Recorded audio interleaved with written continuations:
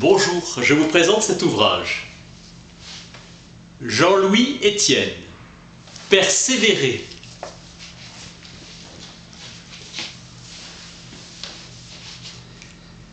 On ne repousse pas ses limites, on les découvre. En 1986, il est le premier homme à atteindre le pôle Nord en solitaire, tirant lui-même son traîneau. Puis une traversée de l'Antarctique avec des chiens 6300 km. Pindar disait « N'aspire pas à l'existence éternelle, mais épuise le champ du possible. »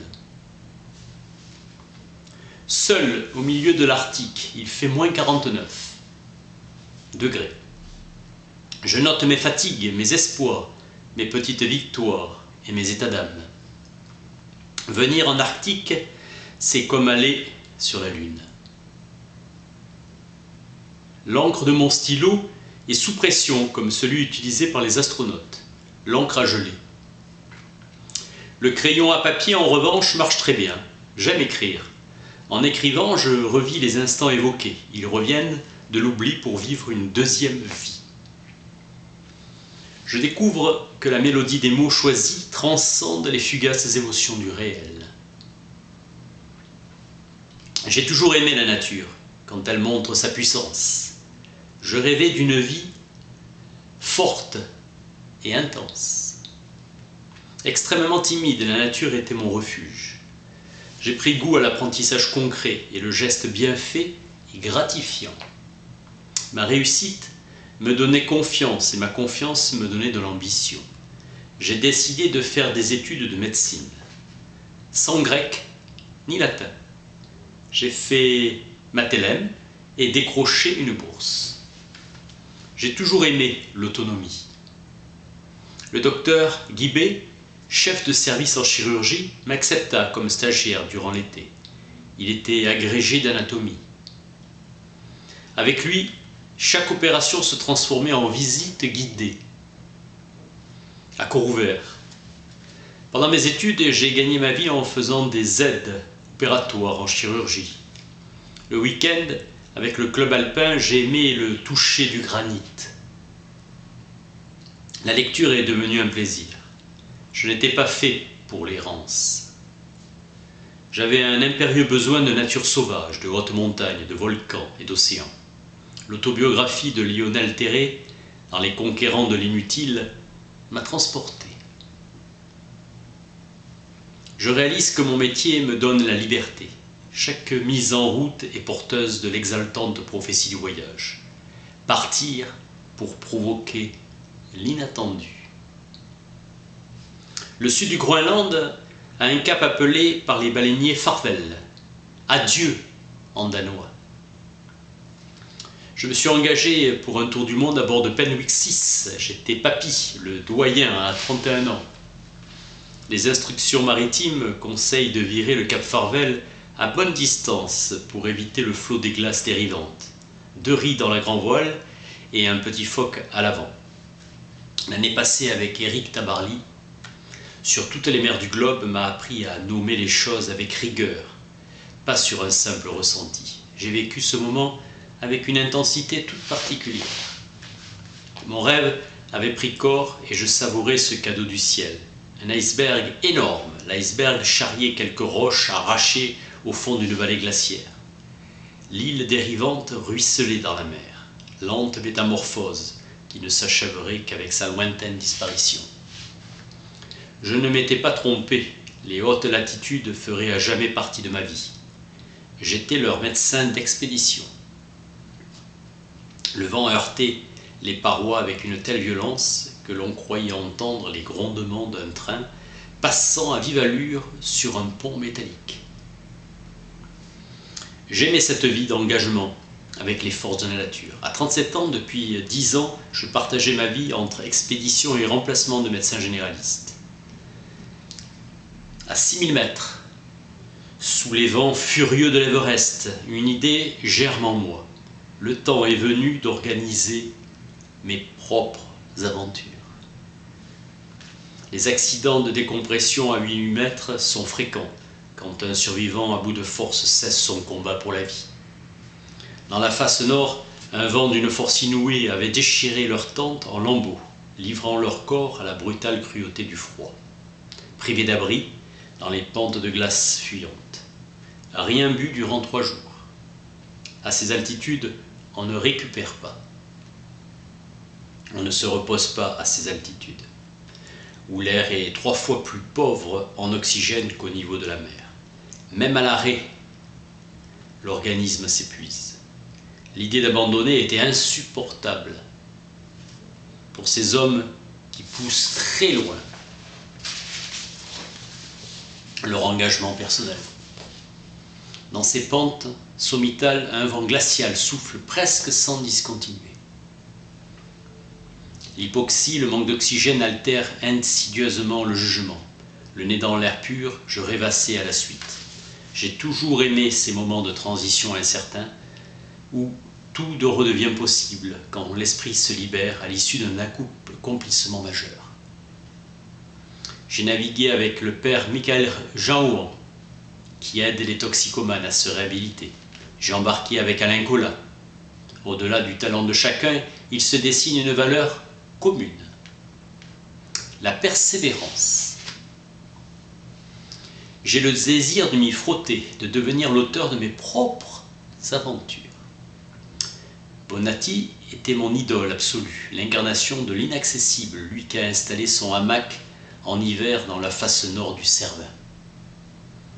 Désir supérieur d'un engagement intime dans une nature puissante et sauvage, où je découvre une façon de vivre autrement. Mes expéditions m'apparaissent comme une préparation inconsciente à ce parcours sur l'océan Arctique. Tout me paraissait simple, tirer un traîneau, ça s'apprend. Le plus dur serait de vivre sous l'emprise permanente d'un froid extrême qui ne laisse aucune marge à l'improvisation. Aventure exceptionnelle qui conforte mon désir de vie. Je me lance dans l'inconnu. Je m'habille avec la minutie d'un cosmonaute. Jamais un homme seul l'a fait. Tous ont échoué à l'exception de 4 Finlandais et il fait moins 42 degrés. Ici, on ne parle pas du temps, on le prend, comme il vient. Le vent accélère le refroidissement et cela peut devenir dramatique. Ici, on ne parle pas du temps, on le vit. J'entrais dans l'aventure que je m'étais inventée. Moins de 2 ans après la promesse faite au pied de l'Everest, je découvrais le chaos de glace qui m'attendait. Je demande au pilote bêtement où est le nord, un réflexe, une façon de lui extirper quelques mots d'encouragement avant de me lancer dans l'inconnu. Puis, ce fut le silence. Un silence de plomb qui décuplait le poids de ma solitude. Désormais, c'était à moi et à moi seul de prendre l'initiative de décider rapidement de mes actes. Je me sentais immensément seul. J'avais confiance dans le matériel et mon habileté à le manipuler. Ce n'était plus une répétition, mais la scène où se jouait ma vie. À moins 47 degrés, je ne pouvais plus compter que sur moi-même. Les poils du caribou, offerts par un Inuit, étaient une bénédiction. Il fallait progresser dans un chaos effrayant, univers dantesque, qui me fragilise. 1 km/h, la dérive contre moi de la banquise l'annule. Le salut se trouve dans l'effort, qui procure de la chaleur. Je dormais en position fœtale. Je pissais dans une bouteille étanche. L'eau est la pire ennemie du campeur polaire. Rien ne sèche. Moins 52 degrés cette nuit. L'angoisse monte, je me prépare une boisson chaude. 1 litre d'essence pour 3 jours. La bouteille, la bouillotte, une valeur sûre.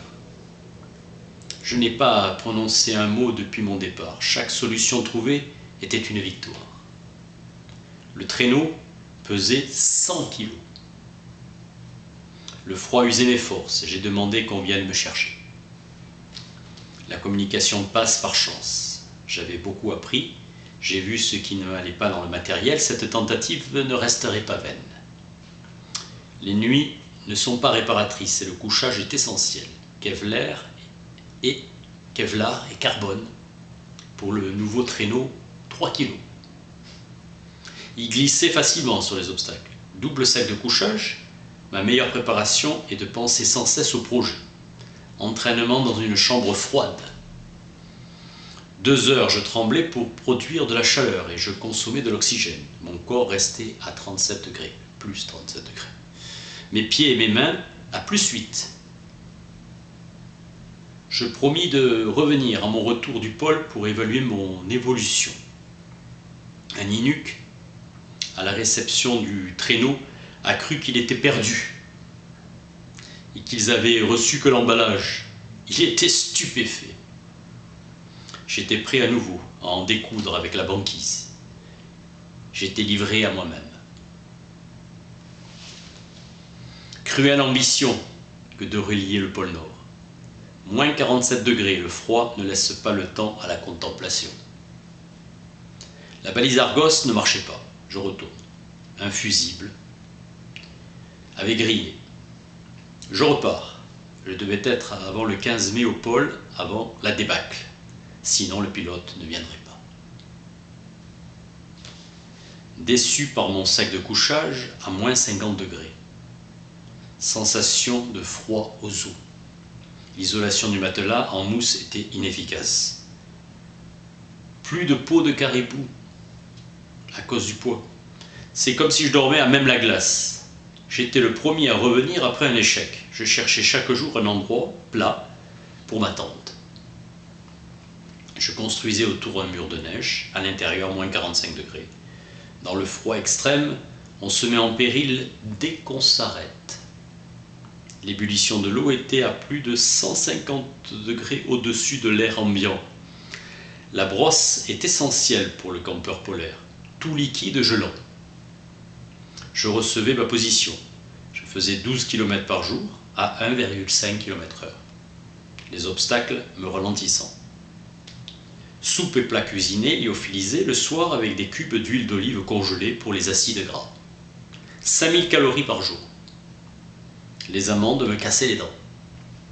Surtout, ne pas paniquer pour économiser mon oxygène. Le réveil était un calvaire. Routine. Chaque geste devait être fait en conscience. Dire adieu chaque matin à cet univers sans repère. 8 heures de marche, plein nord. Si proche du pôle, la boussole ne fonctionne pas. Soleil à l'est à 6 heures, au sud à midi, à l'ouest à 18 heures, plein nord à minuit. L'ombre de mon corps m'aidait à trouver mon nord. Ma montre en titane m'aidait pour me recaler. Le 21 mars, c'est le jour pour 6 mois, aux 85 degrés de latitude nord. Il faisait moins 38 degrés. Une puissance tectonique agitait les plaques de banquise. Des montagnes de glace s'élèvent. Des voies d'eau éphémères se forment. J'avançais prudemment avec des skis. Arrivé au pôle avant la débâcle. Sans sortir du sac de couchage la nuit relève de l'héroïsme. Un blizzard a englouti le relief. Profonde solitude et situation de survie permanente. Je focalisais ma pensée sur les fonctions vitales et l'instinct de conservation. Le vent souffle fort. Je suis immobilisé. Je recule de 8 km. Apprendre à tenir dans l'adversité. Un ours rôde. Je n'ai pas d'armes. Une meute de chiens approche. C'est une expédition américaine. Nous étions bouleversés. Rencontre impossible à organiser avec la dérive imprévisible de la banquise. Ils avaient 2 tonnes de matériel. Et surpris de mon équipement, ils enviaient mon aventure en solitaire. Les émotions ont parasité ma routine de robot. Être seul sur la banquise était risqué, mais j'y gagnais en autonomie et liberté. J'ai croisé à nouveau leurs traces plus tard. Endurer ou quitter. Je me sentais prisonnier dans l'antichambre de l'enfer, harcelé par le doute. Ma moyenne de progression chute. Ma motivation flanche. Je raisonne en marchant, pas blessé, je continue. Tentation d'abandonner, penser à mon objectif quotidien, marcher jusqu'à 16 heures. Demain sera un autre jour. Tous mes sens sont aux aguets. Mon expérience de marin me fait estimer le courant à 1 nœud. Ce n'était pas un exploit puisque c'était possible. Je pouvais envisager les obstacles qui m'attendaient avec plus de sérénité. Le thé gelé se soude au tapis de sol. Transporté par la puissance du lieu, je tutoyais à cet instant ce que j'étais venu chercher, un voyage extraordinaire. Il faut tenir. C'est un mois comme j'en aurais pas beaucoup. L'imminence de la mort réveilla un furieux instinct de survie. Je suis passé à l'eau, jusqu'aux genoux, après 1 mois et demi de marche. L'accident m'avait secoué. L'idée d'échouer si près du but devenait insupportable. Moins 25 degrés et les étendues d'eau libre se multipliaient. Je suis à 18 km du pôle Nord, à 89 degrés 50 minutes de latitude. Marcher malgré l'usure et le manque de sommeil. Le camp de base suivait ma progression en temps réel grâce à la balise Argos. Un chenal de 10 km était infranchissable. Le dernier obstacle, à 5 km de l'arrivée. Moins 18 degrés. Une plaque de banquise se bloqua en travers du chenal. C'était mon pont-levis, le passage providentiel. Il se met à neiger. Je parle à mon traîneau pour lui dire que le pôle n'est plus très loin. À 2 heures du matin, je lève les bras au ciel, je suis au pôle Nord. Conscient de vivre un moment rare dans mon existence. Je me sentais léger, en apesanteur, premier à atteindre le pôle Nord en solitaire. Ma vie d'ascèse est perturbée par les questions des médias. Les pièges de la banquise m'ont imposé l'humilité. J'étais devenu un pèlerin. Le bruit de l'avion approche, je fais mes adieux à la banquise. Une autre vie m'attend. C'est une responsabilité de s'exhiber publiquement, surtout après 3 mois d'extrême austérité. Je refais le test de la chambre froide, mon corps descend à 35,5 degrés et consomme moins de calories et montrant la capacité de l'organisme à s'acclimater.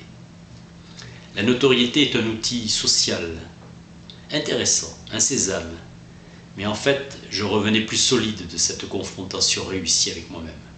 Je me suis forgé une conviction. Il faut persévérer sur son chemin, même si la voie est difficile, car le voyage, l'engagement, nous transforme. La persévérance conduit à découvrir un terrain personnel, insoupçonné. Je revenais avec la certitude de continuer à inventer ma vie. Une nuit, Will Steger m'appelle et continue la conversation commencée sur la banquise 1 an auparavant. 6500 km avec les chiens au pôle sud pour attirer l'attention du monde sur la préservation de ce continent. Notre rencontre improbable avait scellé un respect et une confiance mutuelle. 7 mois sont prévus, une équipe internationale s'imposait. Will était excité par la dimension planétaire de l'expédition. Fridtjof Nansen créa le passeport Nansen, pièce d'identité des réfugiés politiques apatrides de la Première Guerre mondiale, prix Nobel de la paix 1922. Nous avons tous une terre d'au-delà à chercher au cours de notre vie. Quand l'appel nous vient, il faut partir. La graine commençait à germer. Expédition Transantarctica, juillet 1989, mars 1990. Notre groupe était homogène. Raid de préparation au Groenland. Notre rêve était énorme. Le plus grand désert du monde nous attendait. L'adversité nous rendait plus forts. Nous tournions le dos à ce monde de nouvelles et d'actualités. On perd un chien et l'émotion empreinte d'inquiétude nous traversa. L'hiver devenait plus cruel. Le vent nous laissait peu de répit. Vent violent du sud, sur mon journal. L'Antarctique dévoile ses trésors avec une longue chaîne de montagnes. 42 km parcourus dans une journée. Pour accepter ces violences et en tirer du plaisir, il faut des racines aventurières, plongeant dans l'enfance. Moins 32 degrés et un vent démentiel, encore 5000 km à parcourir. Vent chaud du nord, moins 8 degrés. On suffoque sous la tente, on se forge une âme de polaire. Chaque participant à l'expédition se comportait en ambassadeur. Victor se lavait le matin torse nu. Il faut y aller, la visibilité est bonne. Déjà 3 mois de vie sauvage. 13 novembre 1989, la fin du mur de Berlin et de l'URSS. Passage au pôle Sud. Je fis le tour du piquet et le tour du monde en 2 secondes. Comme il y a 4 ans au pôle Nord. Toute ma vie, j'ai imaginé des vaisseaux pour explorer les déserts glacés. Le 5 décembre 2001, dans l'estuaire de l'Amazone, Peter Blake a été assassiné par des pirates. Été 2007, les satellites confirment la régression spectaculaire de la surface de la banquise, sans indiquer la diminution de son épaisseur. Un projet que je réalise est mûrement réfléchi. Fruit de rencontres qui enrichissent ma vie. L'idée et la force. Jamais rester inactif, mais lire, écouter et se documenter. Mes projets atteignent une masse critique et les freins se libèrent. Sous la tente, avec mes camarades étrangers, j'apprends leur langue. Et cela empêche l'ennui qu'imposent les compatriotes. Dans mes traversées, c'est mon cerveau qui a le plus marché. Il donne l'impulsion et les muscles qui répondent aux ordres. Désir de voyage, appel de puissance, et les pôles sont les lieux magiques. Privé des contraintes et des stimulations du monde, il n'y a pas d'autre issue que d'apprendre à s'apprivoiser. La traversée des déserts donne de l'espace au temps et du relief à l'essentiel. Contraint de passer du temps avec soi, on n'en revient jamais le même. 4 décennies d'expédition émerge un mot, un trait d'union, persévérer. On ne peut bâtir une existence sur des désirs inaboutis, des projets inachevés. S'ils restent sans lendemain, on les garde en soi comme des cicatrices insidieuses. Et frustration. Persévérez sur la voie de vos rêves, même si le chemin paraît difficile. Nous avons tous un destin à découvrir, à inventer, à construire.